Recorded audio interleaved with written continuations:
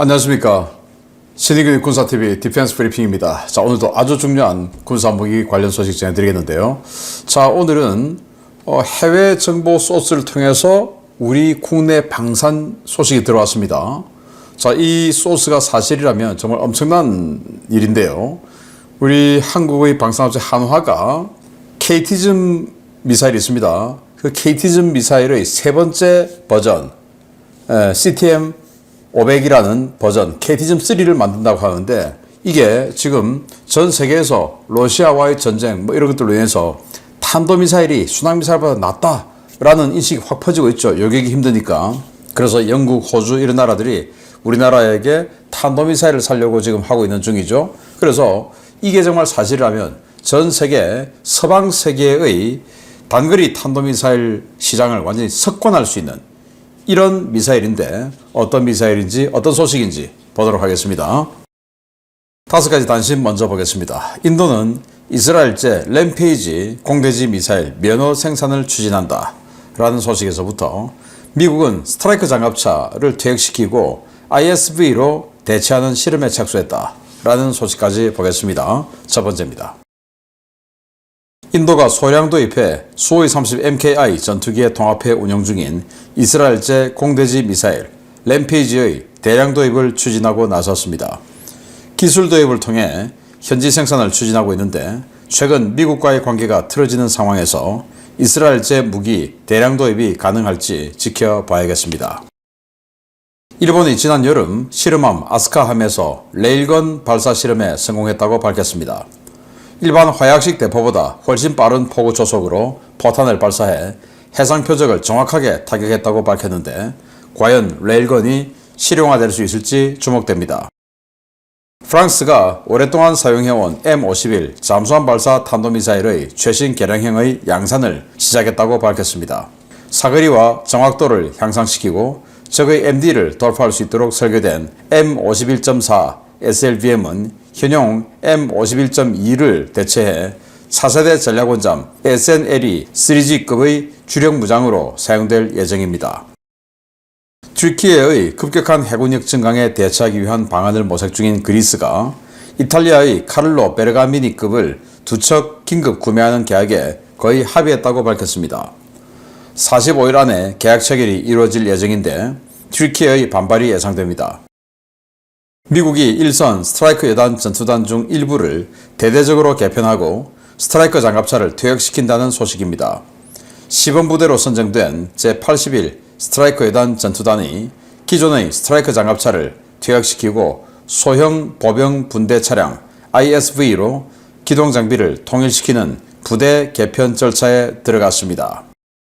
네, 인도 해군들이죠. 자, 램페이지 미사일 이렇게 보고 있는 장면인데, 자, 인도가 파키스탄하고의 전투에서 이거 써보니까 괜찮더라. 그래서 소량 도입해서 썼는데, 기왕이면 이제 대량 도입하고, 또 대량 도입하는 김에 인도 현지 생산하자, 기술 이전 받아서 라는 지금 아이디어가 나왔다고 합니다. 그래서 추진하고 나섰는데, 이 램페이지는 306mm짜리 지대지 로켓을, 이스라엘이 그 지대지 로켓을 공대지로 바꾼 거예요. 그래서 150에서 한 200km 날아가고 속도는 마 2의 속도로 날아가는 그런 공대지 미사일입니다. 이스라엘이 주변국 시리아라든지 이런 나라 때릴 때 거의 대부분 이 램페이지로 폭격을 합니다. 자, 그런데 지금 인도가 중국과 급속도로 가까워지고, 또 지난 우크라이나 전쟁 3년여 동안 이 러시아를 압박해야 되는 미국의 입장과 반대되게 러시아의 석유 이런 것들을 어마어마하게 사주면서 미국과 지금 관계가 확 틀어졌죠. 그런데 이스라엘은 미국과 한 몸이나 다름없습니다. 특히 트럼프 행정부와 이스라엘은 거의 한 몸이나 다름없죠. 그리고 이스라엘은 그럴 수밖에 없는 게, 미국이 매년 막대한 금액의 군사비를 그냥 공짜로 지원하고 있습니다. 그래서 미국이 그거 안 돼 라고 하면 안 되는 겁니다. 그래서 과연 인도가 지금 미국과 관계가 틀어진 입장에서 이스라엘의 이 무기 기술 이전을 받을 수 있을까? 이건 조금 더 지켜봐야겠다라는 거고요. 자, 일본에 실험함이 있습니다. 군사 무기를 개발하면 그 실험 테스트를 해야 되는데, 그 실험만 전문으로 하는 아스카 라고 하는 실험함이 있는데 여기에서 지난 여름에 이 레일건을 장착해서 바다로 나가서 실제 이제 대함 사격 훈련을 해봤다. 테스트를 해봤는데 성공했다라는 겁니다. 자, 그런데 레일건 제가 상상하는 것보다 좀 덩치가 작아요. 이 레일건이 포신도 짧고 그래서 어느 정도 속도가 나왔냐. 레일건의 이 가치는 아주 빠른 포고 초속 아니겠습니까? 그래서 기존에 지금 뭐 120mm 전사포, 날탄 그게 지금 포고 초속이 제일 빠른 탄인데 그보다 서너 배는 돼야 레일건이 가치가 있죠. 그래서 어느 정도 속도가 나왔냐 보니까 초속 2500m의 포고 속도, 초속 2500m, 1초에 2500m를 날아갔다. 그러면 마하 2 조금 넘는 속도인데 자, 그러면 120mm 전차포탄 속도는 어떻게 되냐? 주로 이 날탄이 초속 1700에서 1800m 정도의 속도예요. 그러면 120mm 전차포탄의 2배도 아니고 뭐 3배도 아니고 뭐 그냥 한 1.5배 이 정도 속도가 나왔다. 그러면 이 레일건이 무슨 가치가 있냐? 그럼 왜 이렇게 생각보다는 빠르지 않은 속도였냐? 출력이 약하니까. 그럼 출력을 강하게 하려면 어떻게 해야 되냐? 어마어마한 전력을 투입해야 되겠죠? 그러면 발전기 등등 해서 이 레일건의 덩치가 엄청 커지게 되겠죠. 그러면 실용적이지 못하죠. 그래서 이번에 이 아스캄에서 실험한 이 레일건은 실용화되기는 어렵다라고 저는 보고 뭐 또 레일건의 단점은 폭약이 들어가지 못하죠. 그냥 운동 에너지로 때리는 겁니다. 날탄하고 똑같아요. 그러면 뭐 군함에 그냥 툭 맞아서 관통을 했다? 뭐 그래서 뭐 선실 같은데 뭐 내무반 같은데 이렇게 뚫고 들어갔다? 그게 무슨 의미가 있습니까? 가서 폭발을 해야 되는데 그러려면 어마어마한 운동 에너지로 빵 때려서 그냥 폭탄이 터지지 않더라도 그 운동 에너지만으로도 그냥 배를 갖다가 데미지를 줄 이 정도 돼야 되면 속도가 전차포탄 날탄의 한 서너 배는 돼야 되겠죠. 그러니까 레일건은 아직은 시기상조다라는 거고요. 자, 요게 프랑스가 지금 쓰고 있는 SLBM M51.2입니다. 이 M51.2의 차세대형인 M51.4를 벌써 생산한다라는 건데 그러면 지금 있는 르트룡팡 전략 원잠에 넣냐? 그것도 안 넣는다는 겁니다. 그 르트룡팡의 후계 르트룡팡을 2035년부터 퇴역을 하는데 그 2035년부터 취역을 하게 될 차세대 전략 원잠 SNLE 3G급 거기다가 넣겠다. 근데 지금 왜 생산하죠? 조금 이상한데 이게 이제 사거리 9,000km 그리고 100킬로톤의 탄두 6개를 집어넣은 다탄두 그리고 MIRV 방식의 다탄두 그러니까 뭐 MIRV라고 되어 있는데 MIRV는 각기 다른 목표를 통해서 공격에 들어가는 다탄두 미사일이죠. 그런데 들어가면서 이제 회피 기동을 하면 MARV가 됩니다. 근데 MIRV라고 하고는 회피 기동도 한다고 하는데 조금 비전문적인 기자가 적은 기사가 아닌가라고 생각하고 2035년대에 들어가는 신형 SLBM이 MARV가 아니면 그럼 뭐하러 만듭니까? 네. 아무튼 프랑스가 이렇게 신형 핵미사일 만들고 있고요. 그리스가 지금 발등에 불 떨어졌죠. 맞은편에 있는 같은 나토지만은 이 에게에 있는 거의 모든 섬을 그리스가 다 먹어버렸죠. 그리스 독립하는 그 협정하면서 서방세계가 그렇게 만들어버렸죠. 바로 코앞에 튀르키예 영토로부터 본토로부터 바로 2km 앞에 있는데도 그게 그리스 땅으로 된 거예요. 근데 거기에 지금 석유가 나와요. 그래서 지금 양국의 분쟁이 시작됐는데 그래서 지금 튀르키예가 해군력을 폭증시키고 있죠. 이제 항공모함도 취역시키고 그래서 그리스가 안 되겠다 해서 미국의 컨스톨레이션급을 살려고 했는데 그게 지금 산으로 가고 있어서 아직 뭐 언제 될지도 모르죠. 그래서 땜빵으로 이탈리아의 카를로 베르가미니급 이 호위함 중고 새것 같은 중고 2018년에서 19년 취역한 이 베르가미니급의 7번함, 8번함 요거 두 척을 구매하는 것이 유력하다라는 건데요. 자, 이게 만재 6,700톤입니다. 그리고 EM파 레이더를 장착했고 그리고 아스터 20, 아스터 30 이 함대공 미사일 합해서 16발인데 아스터 20은 15에서 20km 날아가는 자함방공 그리고 아스터 30은 100에서 120km 날아가는 함대방공 구역 방공하는 그런 미사일이죠. 그리고 이제 대한 미사일로는 테세오 마크 3라는 거 8발 들어가는데 그건 뭐 그냥 하품 수준입니다. 그래서 이 생긴 건 그럴싸하게 생겼는데 또 무장은 좀 한 20년 전 정도 수준에 불과하다라고 생각이 되는데 아무튼 현재로서는 그리스 핵을 산다면 그리스 해군의 기함이 될 것이다 라는 그런 군함이 되겠고요. 스트라이커 장갑차를 퇴역시키고 이걸로 한답니다. 자, 그래서 일단 저 시범 테스트를 하는데 81 스트라이커 예단 전투단에 이거 줘서 시범 테스트 한다. 아니 스트라이커 장갑차하고 이거하고 지금 뭐 비교가 됩니까? 그냥 이거는 방어력 자체가 없는 거죠. 옆에서 그냥 기관총 날아오면 다 죽는 건데 그거 왜 이렇게 하냐? 일단 스트라이커 장갑차도 방어력이 형편없다. 그래서 뭐 맞으면 죽는 거는 똑같다. 그런데 덩치가 무거우니까 뭐 미국은 미국 본토에서 신속하게 해외로 전개해야 되는데 덩치가 무거우니까 그거 뭐 많이 수송하지도 못하고 그래서 전개하는데 오래 걸리고 그리고 방어력은 형편없고 그래서 기왕 그럴 거 뭐 이거로 그냥 바꿔서 기동력만 더 좋게 하고 더 빨리 더 많은 병력을 해외에 투사할 수 있도록 하자. 뭐 이런 컨셉 같아요. 그리고 지금 이제 무인 로봇 전투가 대세가 되고 있지 않습니까? 그래서 앞으로 미래 전장은 이 사람 군인은 뒤에서 드론과 로봇, 전투 로봇을 조정하고 명령을 내리고 자 이런 거 하고 실제 앞에서는 드론 그리고 전투 로봇 이런 것들이 작전하는 이런 양상이 되니까 뭐 뒤에 있으면 되지 않냐 뭐 이런 거 아닌가라고 생각되는데 아무튼 시범 운영해서 결정한다고 합니다. 네, 우리도 한번 타산지석 삼아 지켜봐야겠습니다. 자, 주요 소식 보겠습니다. 최근 신인균의 국방TV 심층 분석을 통해 한국이 중단거리 탄도미사일 분야에서는 독보적인 입지를 가지고 있다는 분석 전해드린 바 있습니다.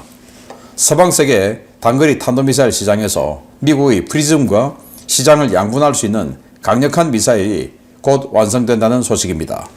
한화가 기존의 KT즘 미사일을 대폭 개량한 신형 단거리 탄도미사일을 개발 중이며 MTCR을 우회해 폴란드 등의 국가에 변종을 판매하는 방안이 논의되고 있다고 국내 방산 소식통이 전했습니다. 수출 시장에서 CTM-500으로 소개되는 이 미사일은 폴란드의 강력한 요청에 따라 개발되고 있는 KT즘의 최신 개량형인데요. 폴란드에 수출된 CTM-290, 즉 KT즘-2보다 더욱 대형화된 완전 신규 설계 모델입니다. 이 미사일은 직경을 KT즘-2와 동일하게 600mm를 유지하되 미사일의 길이를 늘려 탄도 중량과 사거리를 대폭 강화했는데요. 이에 따라 현무 미사일용 발사 차량인 K501을 발사 플랫폼으로 삼고 차량당 2발을 탑재할 수 있는 것으로 전해졌습니다. 이 미사일은 500km 이상의 사거리와 500kg 이상의 탄도 중량을 가지고 있는데요. 다양한 탄두와 유도 장치를 유연하게 적용해 적의 지상 시설물은 물론 지하시설, 해상 이동 표적에 대한 타격까지 가능한 성능을 목표로 개발 중인 것으로 전해졌습니다. 한화는 이미 CTM-290을 기반으로 한 대함 탄도미사일도 개발에 착수해 폴란드 등의 국가에 제안 중인 것으로 알려졌는데요. 목표 성능과 재원만 제대로 구현한다면 서방세계 단거리 탄도미사일 시장에서는 한국의 입지가 더욱 강화될 것으로 기대됩니다. 네, CTM-500이라는 단거리 탄도미사일, 500km 날아가는 단거리 탄도미사일을 개발 중이다 라는 소식이 일본에서부터 한국으로 역수입되어서 그 소식이 들어왔습니다. 일본의 오신트 전문가인데요. 제가 봤을 때 이 사람은 한화의 소스를 주로 받아 쓰는 사람인 것 같아요. 그래서 한화가 이 사람에게 소스를 주고 다시 지금 국내로 들어오는 이런 상황이 아닌가라고 생각되는데 한화가 이제 이 KT즘 만들죠. KT즘 1은 그냥 고정 발사하는 거 사거리 180km. 그래서 이 북한의 갱도형 진지 이거 타격하려고 만들었고 KT즘 2는 이동형이죠. 천무 다련장 로켓에 꽂아서 사거리 300km까지 때릴 수 있는 그 탄도미사일이 KT즘 2입니다. 그걸 더 늘려서 KT즘 3를 만들겠다라는 거예요. 그래서 여기 있는 KT즘 2보다 직경은 600mm로 동일한데 길이를 보시다시피 더 길게 했죠.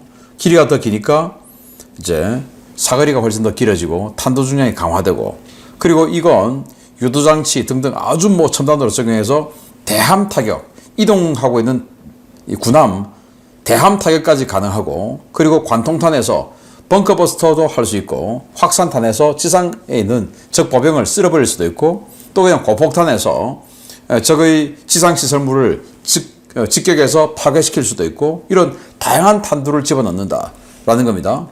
목표는 이 천무 다련장 로켓에 집어넣을 수 있도록 하겠다라는 건데, 자기가 아무리 봐도 천무 발사대보다는 훨씬 길어요.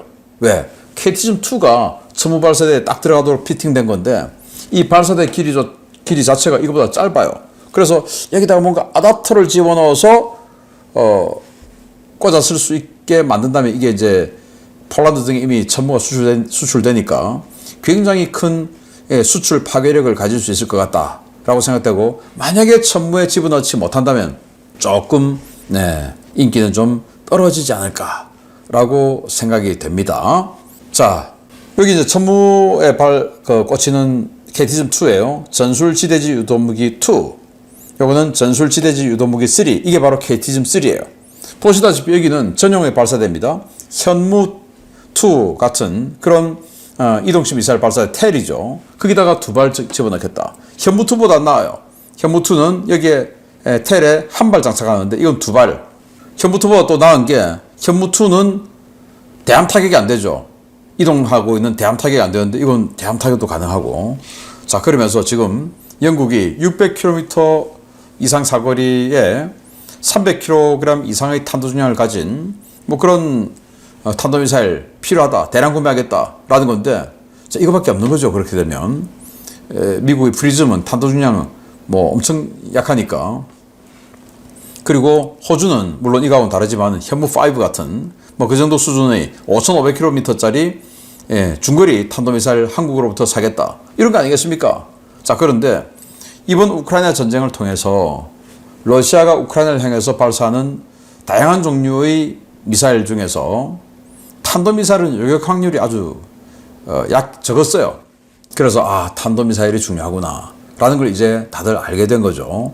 그래서 만약에 이 한화가 이 KT즘3의 개발에 성공하고 그걸 천무 다련장 로켓에 들어갈 수 있도록 피팅이 된다면, 이건 뭐 동유럽 국가들, 폴란드뿐만 아니고 루마니아, 발트 3국, 또 뭐 체코, 슬로바키아, 헝가리, 뭐 알바니아, 불가리아 등등 해서 그냥 완전히 이 시장을 석권할 수 있지 않을까라고 생각됩니다. 왜냐? 우리밖에 없으니까.